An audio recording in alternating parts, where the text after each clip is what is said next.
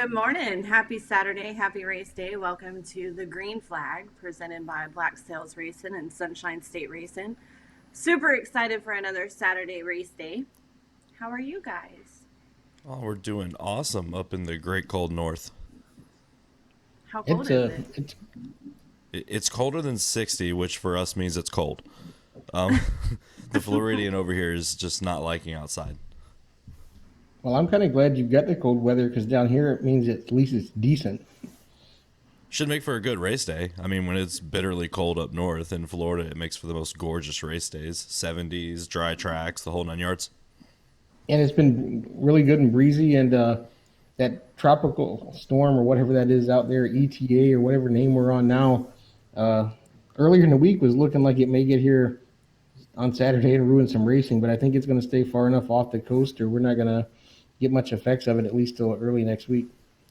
You know, it's funny that you mentioned tropical storms. So this week I learned that in Florida, we're built for tropical storms, right? This is completely normal, no big deal. That stupid tropical storm Zeta knocked power out in Georgia for like 4 days. It Yes. sounded like a Category 5 hurricane in down south. It was nuts. You went without power forever. Yeah, no power with a baby. It was just an absolute blast. It's a good thing he's a good baby. He is, yeah. He doesn't make it hard on us, that's for sure. All right, we have a ton of people jumping on Facebook. We got Rick Chapman. Good morning from Live Oak. Billy May. Hey, Devin McLeod. Candace Connors Keeley. Good morning. Charlie Bailey's on. Dylan Martin's on. Joey Gates says, good morning, Miss Jen. Rick Chapman says, good morning, Jen. I got to meet him last week, so that was pretty cool. Um, Candace says she's going to Arvindale tonight and possibly Hendry, double down. Tyler Sontag going to be 86 at Citrus today, but down in the 70s tonight. Steve Darling's on. Tanya Brown's on. We got Devin watching while he's waiting to come on. Candace says there's over 100 cars at Hendry last night, so make it down there if you can. We have a ton And of tracks right here. a huge shout out to as we get in what racing to Phil Ellis last night, like his second time on dirt. Out of 15 street stocks, had a really good 10th place finish. I know a lot of people aren't happy, but he's thrilled to death with that 10th place and just the struggles he's had over this year trying to get that car over to dirt. Just a huge shout out to him and getting that car finished the race, and I know he's extremely happy. You know, I love seeing that post. The initial idea of, hey, we're stoked for a top 10, and a lot of people won't understand that. But especially if you're doing something new, you've built the car, it's first time out, a top 10 is massive for those guys. I know every racer coming up has been in his shoes, so good job, Phil. That was really cool to see, and to see that you appreciated where you were as well. I love the Ellis family, and honestly, like they've had the worst luck. I think every dirt race they've tried to attend, they ended up getting rained out. And then at East Bay, they had some overheating issues and some other stuff happened. So super excited that he got a finish last night. Was really excited. I know he's up and at work at like 6:45 this morning. So die hard I right think getting there. ready to go back tonight. Yeah. So we got a ton of people jumping on. Make sure, guys, when you're on Facebook, you share it so everyone can see it. Huge thanks for you guys tuning in and supporting us every week. Good morning, Corey Brown, David Bloom, Paul De Niro, Rance Dameron's on, Jim Smith. Jim Smith had a great team last weekend at Citrus. In the Legends class, they put on quite a show. That was a lot of fun. We had a blast at Citrus last weekend for the trick or treating and the Wilman race. There was a ton of legends, ton of pure stocks. It was a lot of fun. The turnout looked massive. Like when It you went was. live on your phone for the trick or treat, I was shocked. Like the amount of, I don't think I've ever seen that many people at that track aside from the 10,000 to win late model race. It was. It was. That place is always packed out. Can't wait to get back there tonight for the modifieds. And yeah, we're just going to have some fun. But yeah, I think I may have trick or treated more than the kids last weekend. I ate a ton of candy. We had a blast. We walked all up and down front, the front stretch, talking to everyone, just having a really good time. So huge thanks to Citrus as always for putting on a great event and can't wait to be back. And I just want to say, I think I came the closest to picking the driver that got to kiss the donkey. I had Devin McLeod, and he did actually kiss the donkey, but he did win the third and final segment.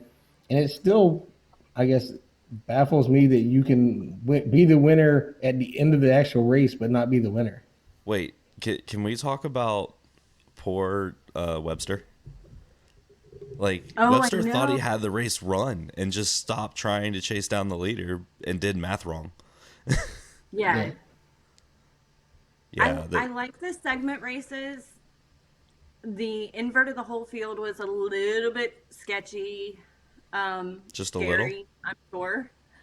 I'm trying to be polite, PC. But yeah, I feel like whoever wins the end wins the end. I don't know. Yeah, I love the segment race, and I didn't even have a problem with the full invert, but I'm one of those guys that takes photos, so seeing the damage doesn't affect me as bad as it does the poor drivers. But what I love the segment race, but it's just hard to see the winner there at the end. No, he crosses the finish line first, and then he's probably not the one pulling in the victory lane. Well, Tyler Sontag says Craig Kazone can't count. Well, that's mean. obvious by all of our race car bills. We should, next time I go in, I'm gonna be like, no. That's like a solid half the cost that you think it is, and you can't count, so you can't sell anything. Well, so do we really need to hit jump what's racing into really quick? Yeah, we need to jump into what's racing. So, Robert, give us the rundown. Tell us what's going on this week.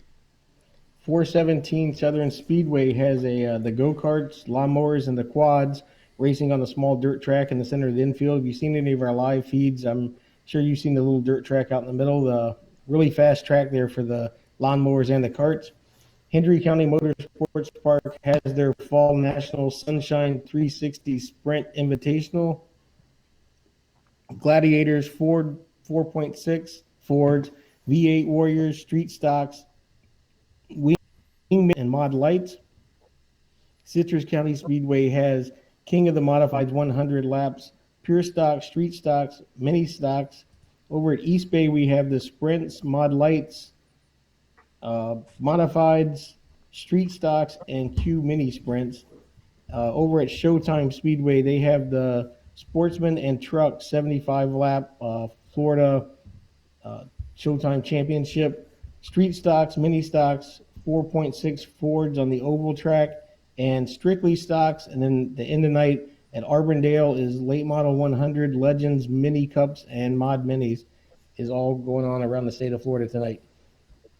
Candace had a question. Thank you, Robert. Candace had a question. So if you win the feature, you win the feature. No, it was 3 segments, 33 lap segments. First segment, you start straight up from qualifying. Second segment, they inverted the entire field. Third segment, I don't remember. They did a full field invert on the third one, too. Okay, so it was the average of your finishes in the 3 segments that told who the winner was of the actual race and who got the donkey. So huge. And I believe you actually got points for passing people. Did you? Yeah. I think. Yeah, I think you got points for passing cars. Yeah, that's just too much math. It We're is. race car drivers. It's a great concept, but by like 8 o'clock on a Saturday night, I'm pretty exhausted. So don't ever expect me to do that for one of our races because no. Yeah, I don't blame you on that one. Well, that's going to bring in our first caution. We're going to have to jump out. We're going to take a quick 60-second break. And when we come back, we're going to have Devin McLeod live on air.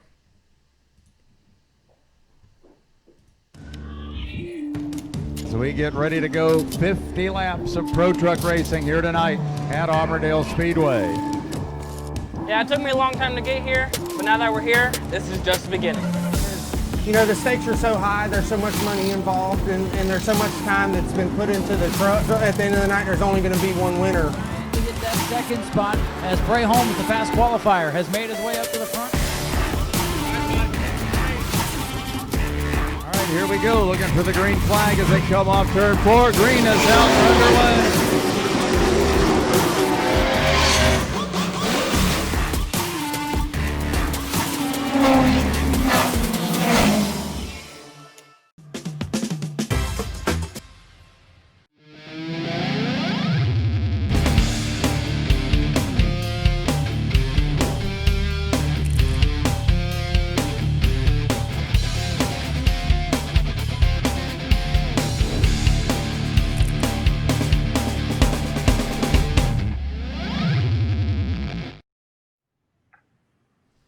All right. Well, welcome back, everybody.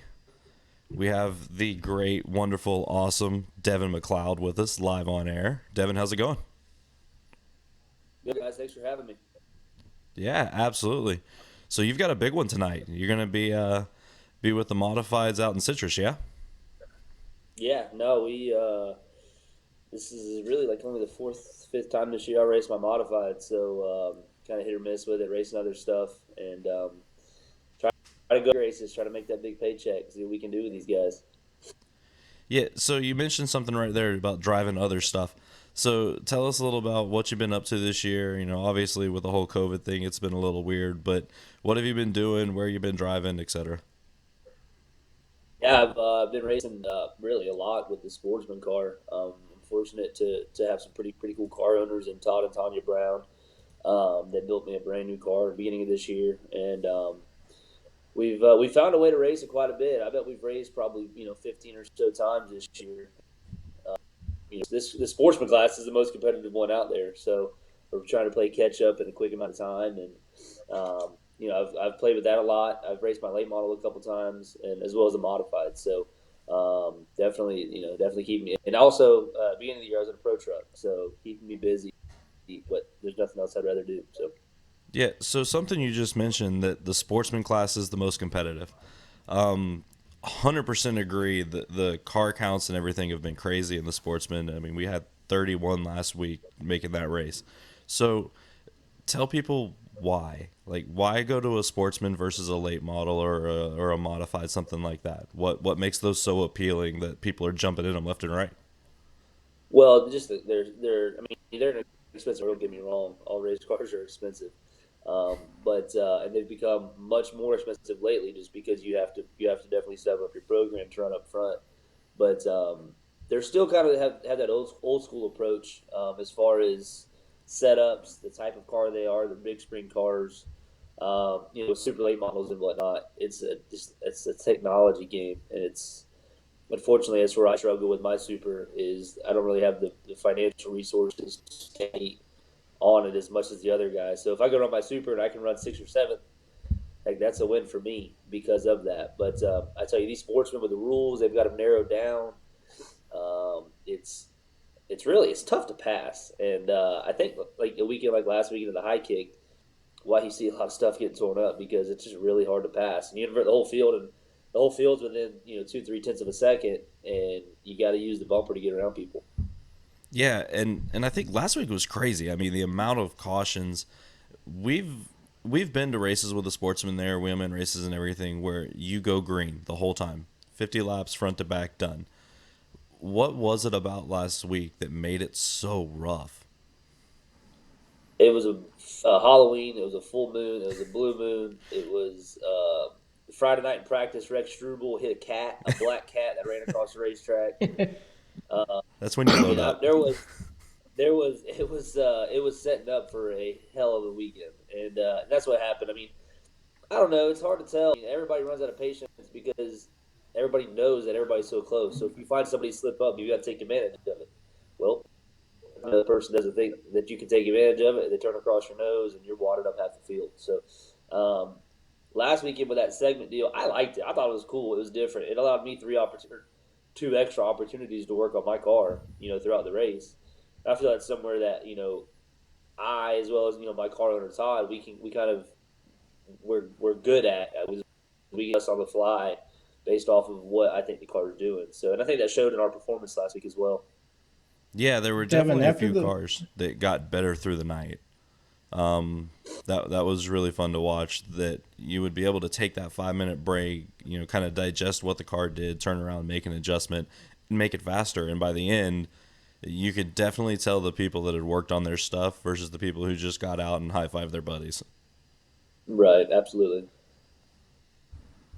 Devin, just the format a little bit of the race. Did you win in that last segment? Did you know that you didn't have a chance to actually win the race, or did you think you did enough and by winning that third segment that you still had a chance to be the overall winner? No, I was pretty positive that I wasn't going to win it. at the end of the day, all 3 segments, just go out there and try to finish the best you can. Is really all you can do. But first segment, I finished fifth, and then the second segment, I couldn't catch a break. Fell back to ninth, and kind of going back to how competitive this deal is. You've got to have 3 at least top 5 runs to win it, and I'm pretty sure that's what it took. I think Brandon had 10 or 11 points. I think he had a third, like a third, a fourth, and a second, or something. Whatever the case was. But I ended up finishing with, I think, 15 points. I had a fifth, a ninth, and a first. So it's kind of weird. Obviously it's a definitely a celebration time when you finish the starting or you cross the starting line first, but that wasn't the case. So it's like we won, but we didn't win. So it kind of sucked. We still celebrated. Why do I feel like with that group of people you don't have to win to celebrate? Like they just celebrate. That was my no. Well, I tell you what, and this is something that means a lot to me. Is I kind of everybody around the races kind of knows me. I kind of have my group of people, and everybody else has their opinion on me. But the people that I do go with, I care a lot about, and I built a relationship a couple years ago with Todd and Tanya Brown, and my old Sportsman deal kind of folded up. Karnac decided to retire, and they asked me to drive. And I said, absolutely. And in the past, the Browns have not been given a fair shake, I believe, when it comes to Todd helping people, Todd working on people's cars. And then, obviously, social media just takes over and makes it even worse. So it means a lot to me to be able to run good for them. And I feel bad because I've beat the body to hell on that car this year. But I told Todd, I figured you don't mind if we end up finishing on the front stretch after every race.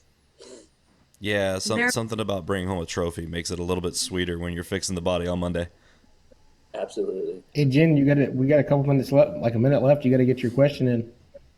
Well, I got a couple things. First, Devin, you've got a great group of people in the trucks. You've got your family support. Like, you've really got a good group of people behind you each and every week that helps you no matter what you're racing in. And how much does that mean to have all the support and all the love? Like, anytime we all come racing, it's a family atmosphere. Everyone's having a great time. Yeah, I mean, I tell you, I've raced. I'm 27. I've raced for 20 years. I started when I was 7 years old, and it used to be just about racing, but anymore the racing is kind of a bonus. I love kids. I love people who are just fun and just happy to be around. And that's a good thing about racing is most people you see there are just happy to be there, and you don't find that in many other places in the world. So.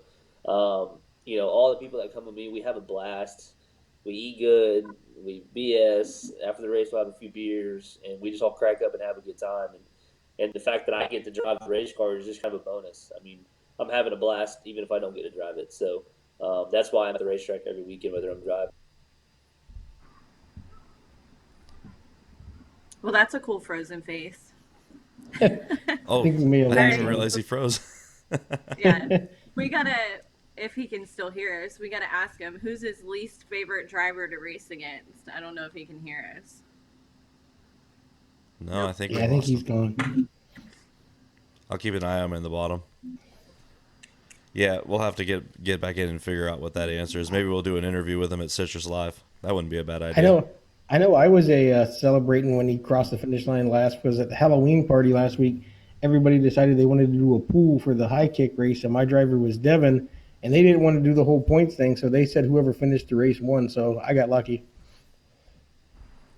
It's a great group of people. Like, anytime I go racing with them, I always hang out with them and Ashley and Tanya and, the whole Brown family. And they're just a lot of fun to be with. No matter where they finish, it's a good, it's a really good time.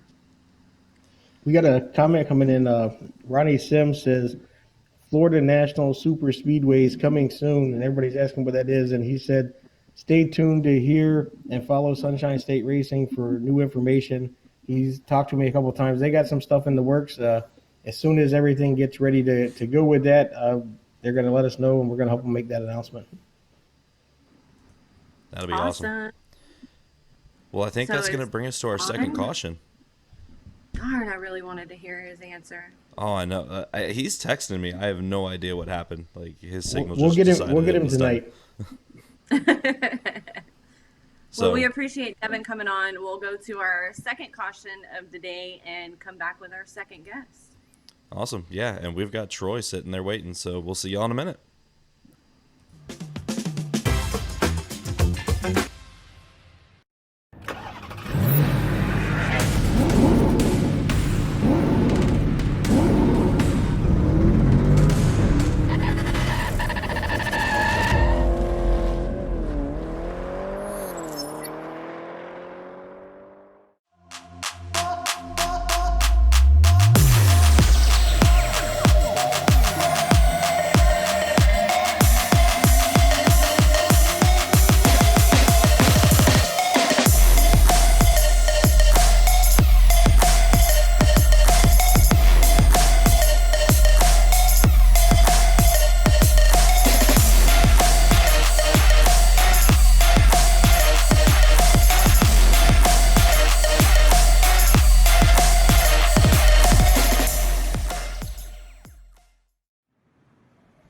morning. right, Welcome guys. back.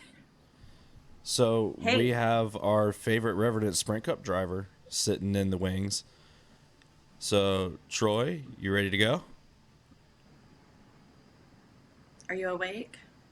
Oh, he's on. The poor guy's typing on his phone. There we go. Troy. Uh-oh. This is not playing nice. There. Traveling man, Troy I can't to hear y'all. Hang on.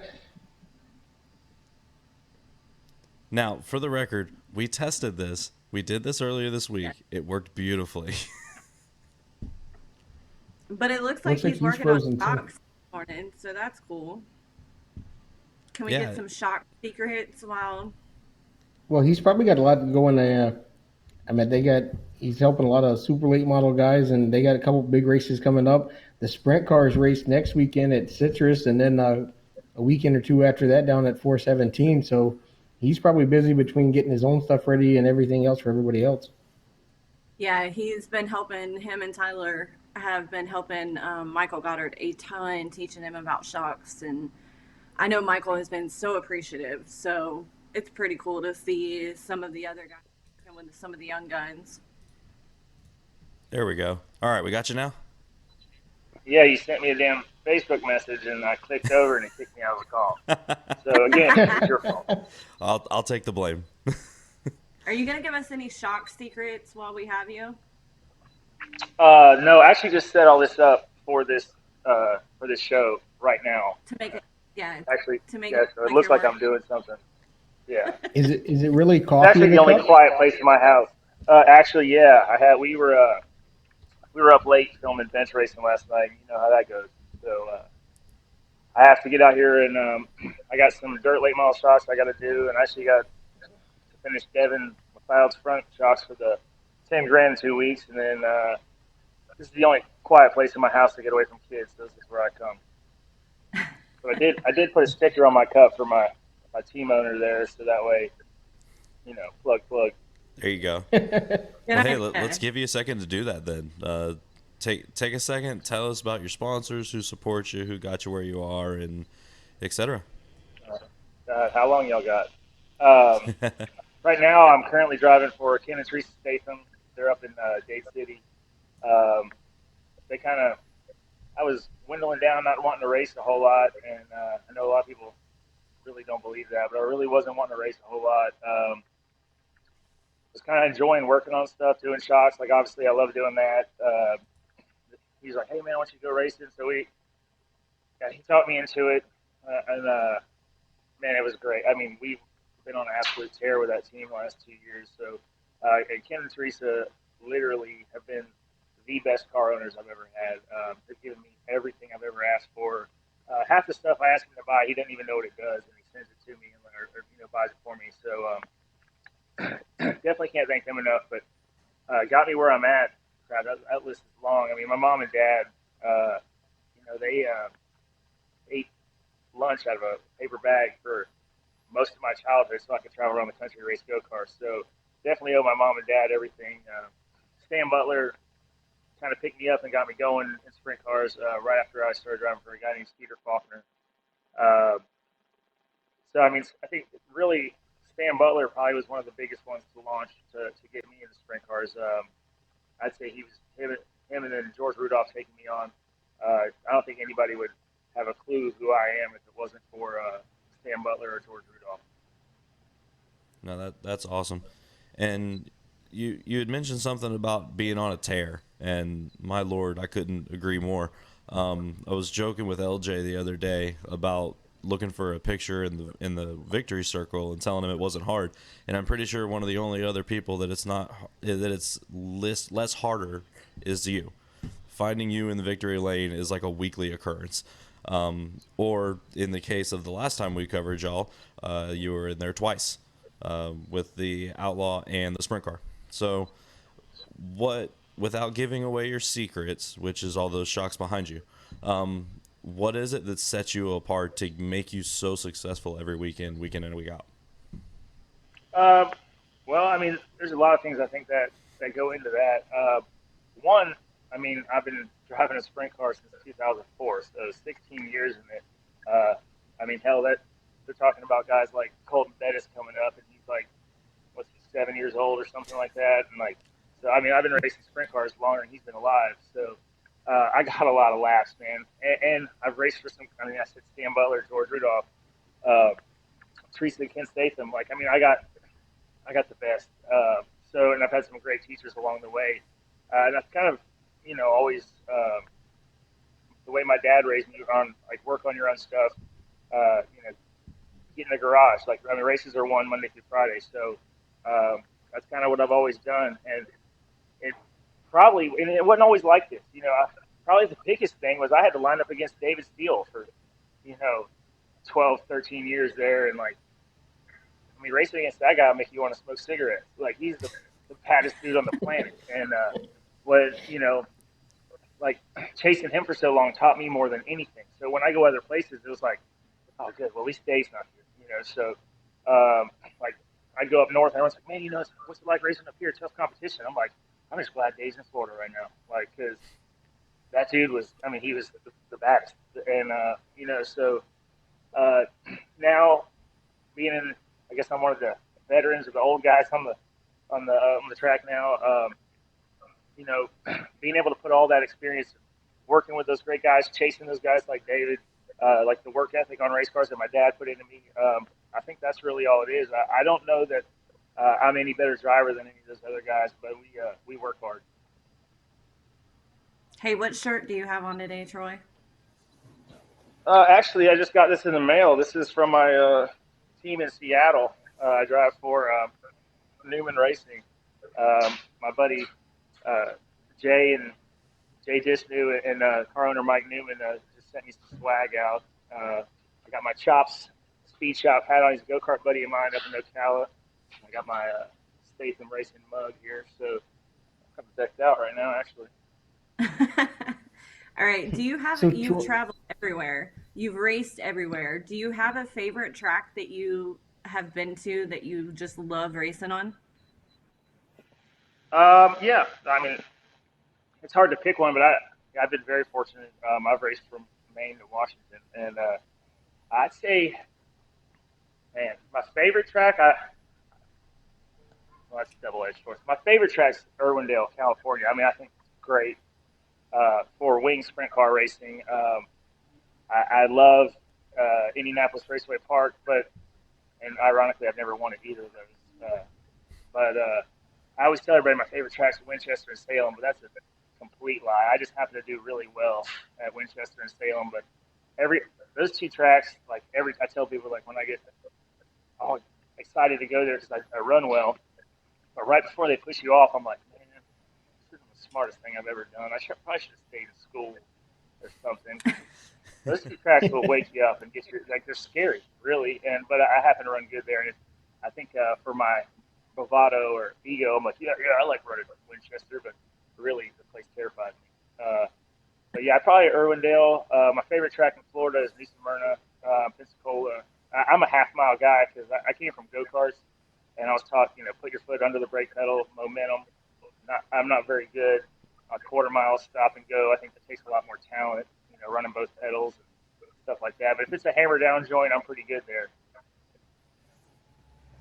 And do you have a least favorite driver you race against? This ought to be good. I mean, I got a list. You want a list? I got them first here. I hate them all, really. I don't like anybody. I feel like they're all trying to take my money. But no, it's just least favorite driver. I mean, there's some guys that you don't get the warm and fuzzy being around, and just for argument's sake, right now, I'll go ahead and say John Inman would probably be my least favorite driver right now. He's kind of pissed me off lately. So, Troy, you said you won a lot of races this year and been out there, but there in the middle, a couple months ago, you kind of had a streak where, I don't know, you just hit some bad luck and was having a hard time with the tires or whatever, getting a couple wins there in a row, and you're used to winning almost every race. Did that mentally get frustrating, and did you have to just step back a little bit and take a mental break and regroup? Because it seems like whatever you've done's worked, is you found your groove back. Yeah, I mean, and what's hilarious to me about that though is everyone's like, "Hey man, what's going on?" I'm like, "Shit, man, we're running second." Like, I mean, like second, it's hard to do. I mean, like we ran second 2 or 3 times. I ran fourth. I thought I had a race one up in Pennsylvania. Had a tire come apart. I was struggling when we were running up north on Must See with the American racer. I had a second, a third, and a blown tire, and so I guess that's the good part is when you run so well, everybody like if you run second, they're like, well, I mean, something's got to be wrong, right? And sometimes you just run second, but we did. I was starting to get frustrated because I put a lot of pressure on myself. My car owner Ken, he always comes to me and says, "Hey man," he gives me a hug after a race, tells me he loves me and stuff like that. I've never had stuff like that either from a car owner, and he's just happy as long as you're safe, man. Like he could care less if I ran 8, which he knows that I can't handle running 8. But yeah, so I mean, with that kind of support system, it's really not. I mean, and they're like Devin says. I mean, they're there to have a good time. We eat good, we hang out. It's just a family deal. It's a lot of fun. But for me, I don't have fun unless I win, and I'm not a lot of fun to be around unless I win. So I went back to work and started looking at the car. I found something wrong with it.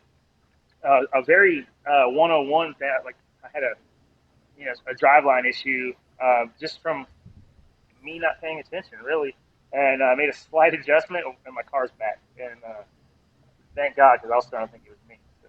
So. And so let's talk about bench racing because I think I've watched almost every episode and it's a lot of fun. I think my favorite was Shane Meal, and hearing the stories you guys talked about was pretty awesome. Can't wait for an episode 2 on that. So tell us what's coming up on bench racing and how much fun that is to do that with Brian and Affordable, and you just get BS racing. Yeah, well, that's really what it was about. Is Brian called me right before quarantine and was like, or actually maybe even before that, and was like, "Hey man, like, let's do a podcast. Like, I think we need to be great." And I'm like, "Yeah, okay, set it up. Like whatever. Like I'll do it." And like, literally rode over there the first time thinking it was a joke. Like I had no idea Dwayne Parker spent. They have a $1,500 camera and like $1,600 microphones and all. I was like, "Oh God, we spent some money on this. I guess we're gonna have to do this." So. And I was like, well, he's like, what do you want to call it? And I was like, I don't know. Let's just have a show. That's why we openly drink on it a little bit. I wanted it to kind of be like a bar stool, just not your, oh, I'd like to thank my sponsors. Happy to, well, I didn't want that. I wanted it to be like, hey man, let's get on here and let's pretend that camera's not exactly there and let's talk a little shit, and talk how racers talk with racers and Brian is, I mean, he's the whole show. I literally just show up like right before. It's like, okay, what do you want to talk about? And then we go off the cuff, and it's a lot of fun. I mean, we've had some really cool guests in our first 12 shows now. I mean, some good friends of mine. I used to say Shane Meal, Kyle Bronson, Kenny Wallace. Then having, we had little guy Colton Bettis on there. We just had Brooke Storer on last night. After we talked about how many people were at Citrus, and when that crowd erupted when they did the popular driver thing, I was like, yeah, maybe we can piggyback on some views if we get Brooke on. So let's do that. And so we're out there fishing. But I mean, it's just we're having a lot of fun, and I mean we've picked up a few sponsors, and we took a couple weeks off when I was traveling, and we took a couple weeks off while Brian got married lately. And when I was at Citrus, I had so many people coming up to me like, "Hey man, are y'all gonna do another episode?" I was like, "I can't believe y'all watch. Like, I can't believe people really give a crap." You know what I mean? Like, it turned into something really, really cool. And I'm hoping my nephew can knock down a win tonight at Auburndale so I can get him on. I'm looking for a reason to get him on. Well, we might He give had a it to him great first. race last weekend. Yeah, we might get to him first. Yeah, that kid's got a ton. I mean, he's got way more talent than I've ever had. He just gets it. Like, the kid's so good. He really has a great group of people working with him as well, and it was a lot of fun to watch him last weekend. Yeah, I don't know all the people behind the scenes. I mean, my brother does a really good job with making sure he has everything he needs, and like he's blown my mind in go-karts on what he was able to accomplish. I mean, since day one, like I said, there's those kids you teach, and and you watch and you follow and you do stuff and try to help them. And then there's some kids that you're like, what do I say to this kid? He already knows what to do. Like, and he's really dialed in. Like for the first time he got in that legend car a couple months ago, and I think it was like his third or fourth race at Citrus last week, and he's up there racing with the adults and in the top three. And I'm like, I guess we're gonna be challenging for a win here. So I'm excited to go to his race tonight. I was excited that I'm not racing because I look forward to. I want to, so I can say I was there when he won his first race because he's gonna win a lot. Troy, And everybody's people asking who is your nephew? Oh, TJ DeCaire, my brother Terry DeCaire. They race go karts. They brought him up to a legend car. But yeah, so my brother's son. Now he's Ty's brother. Ty, who was racing the sprint car there for a while. Ty's actually got a lot more brains than I got. He decided to go have like a career and make real money and do stuff. So he's kind of stepped away from racing right now. But TJ, he's still young and chasing it. And, I believe like he's legitimately got what it takes to be a real racer on a real level, and I'm excited to watch the process. Awesome. Well, Troy, I think that's going to bring us to our third caution. I want to thank you for coming on, man. It's been awesome having you here. I'm glad we actually finally got to get you on without any major technical snafus. I'll take the blame. That's fine. Yeah, no, I'm glad it worked out too. Yeah, last time I wasn't so high, I kind of forgot. But this time we actually practiced. We went through it the other day, made sure this call deal worked. I've got my headphones charged. Everything's good to go. So I'm glad y'all had me on. I think it's great what you guys are doing for the local short track racing in Florida. And, very, very glad you guys had me on. I look forward to talking to y'all again. Awesome. Thank you, Troy. Thanks a lot, man. Good luck tonight with your. Thank you. Well, yeah, That was that's an awesome another show, episode. guys. Hold on. Yeah. We're not going anywhere. We have to do shirts. Well, then, just to answer Ronnie Sims, the trucks aren't racing anywhere this weekend, but they are racing next Saturday night at New Smyrna as part of Governor's Cup weekend, and we'll have that race for everybody for the Florida Pro Truck Challenge Series, and just a lot of people jumping on. Anthony, Zach Suggs, Rex Guy even joined us on today, and your mom, Brandon. Oh, mom's on? Yeah, she was the one that asked who Troy's nephew was. They're driving right now. I feel bad for her. My nephew jumped on and said, Jay said, hi, Aunt Ben. I love my little dude. So before we close out, we didn't get to do it at the start because we kind of got all jumbled up. But before we close, let's talk about shirts. So, Jen, ladies first. Who you got? I got Bub, my favorite little racer. I feel so bad for Bub right now.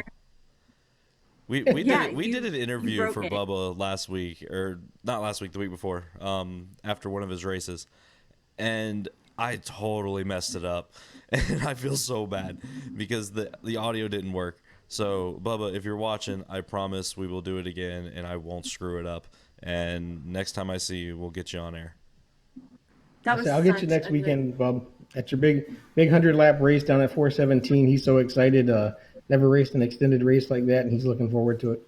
Oh, that'll be good. And I guess it's my turn. I've got my Anthony Campy racing shirt on today. Going old school. So I'll take the last slot here, and I skipped drivers because again I don't have very many shirts of other people. So if y'all want me to wear your shirt, you got to send it to me. But instead, I rolled with a Governor's Cup. So we got Governor's Cup next weekend. It's coming up. It's going to be awesome. Y'all stay tuned to the Facebook. You never know what tricks we have up our sleeve. We've already confirmed that we're going to have the trucks live, but you never know what we might be working in the background. So y'all stay tuned this week. I think we're going to have some really big news. Also, we have lap sponsors available for the Bigley race. We have sold a ton of laps, so please get with Robert and I if you want to purchase a lap. As little as $10 and as much as you want for any place in the field for any lap. So get with us. Let's make the Bigley Memorial Race coming up on Thanksgiving weekend a great event. We have more information coming soon on that about a Friday night after party and maybe a live broadcast, maybe a live podcast that night with some of the drivers at the after party, which should be entertaining because you get everyone a couple of beers and put them on a podcast, and You end up with bench racing. Yes. So. And if you're going to be racing at Citrus tonight in any class, and you see me and Jen, and you guys want to do an interview, even if we don't do it live, if we may record it and post it later on the page. If you want to do an interview with us, flag down me or Jen, and we'll be more than happy to make that happen tonight. We'll do a few live interviews, but a lot of them we're going to be recording and putting out later, so we don't jumble up the page tonight. Yep. So we will be at Citrus hanging out, enjoying the racing, and come see us, come visit. Make your way out to one of the tracks scrolling across the bottom of the screen. By the way, Brandon, great job, because I love that. That's probably one of my favorite features. So make your way out to one of the tracks, support our local short tracks, and get out in wonderful November weather. I think Awesome. it's 80 degrees today. It's going to be a good one. So awesome. Well, thanks everybody Absolutely. for tuning in. We really appreciate it. This concludes episode 4. We will see y'all next week, and we might Next weekend. maybe be at New Smyrna. Happy race day.